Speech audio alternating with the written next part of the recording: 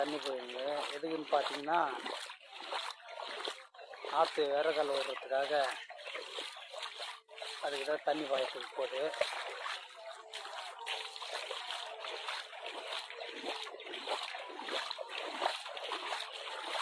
காவாவில் தண்ணி போகும்போது இது மாதிரி போனோம்னா கொஞ்சம் நல்லா இதுவாகும்.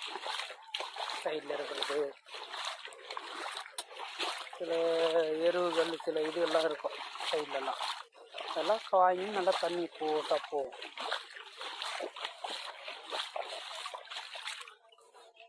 இதில் தான் நம்ம என்ன பண்ண போகிறோம்னா வேற ஓட போகிறோம். இன்னும் கொஞ்சம் நேரத்தில் தேட்டரி விழுவாங்க. விழுச்சாங்கன்னா வேற கல் விடுவோம். அடுத்த வீடியோவில் பார்க்கலாம்.